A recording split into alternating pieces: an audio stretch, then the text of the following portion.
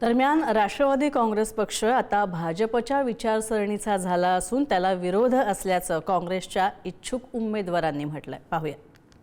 प्रिया सुळे यांनी महाविकास आघाडी घटकाला न विचारता ते स्वतः जागा लढत होते। पहिले त्यांनी सांगितलं की ही जागा आम्ही लढवणार नाही, त्याच्यामुळे महाविकास आघाडीमध्ये दुसरा पक्ष म्हणून काँग्रेस पक्ष आहे। आमच्या वरिष्ठांनी आम्हाला आदेश दिले की ही जागा शरदचंद्र पवार साहेब जर गट लढवत नसेल तर ही जागा आपल्याला लढवावी लागेल, कारण की सुनेत्रा पवार मॅडम यांचा गट जो आहे तो भाजपशी युती करणार आहे। भाजपची विचारधारा आणि काँग्रेसची विचारधारा न जुळणार आहे। भाजप हा जातीवादी पक्ष आहे, त्याच्या विरोधात आम्हाला लढायचं आहे।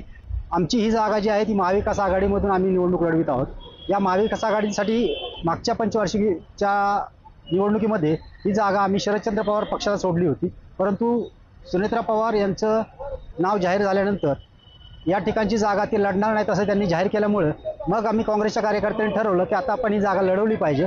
म्हणून महाविकास आघाडीतून काँग्रेसने पुढाकार घेतलेला आहे आणि बारामती जागा लढवण्यासाठी आम्ही 6 लोक तयार आहोत। बारामतीमध्ये काँग्रेस पक्ष संपलेला आहे, हा गैरसमज दूर करण्यासाठी आणि ज्या उद्या 6 तारखेला सुनेत्रा वहिनीचा फॉर्म भरायला मुख्यमंत्री फडणवीस साहेब येणार आहेत, उपमुख्यमंत्री येणार आहेत एकनाथ शिंदे साहेब, याचा अर्थ एकच आहे की या इलेक्शनच्या पाठीमागे फडणवीस म्हणजे भाजप पक्ष आहे आणि भाजप पक्ष हा जातीयवादी पक्ष आहे।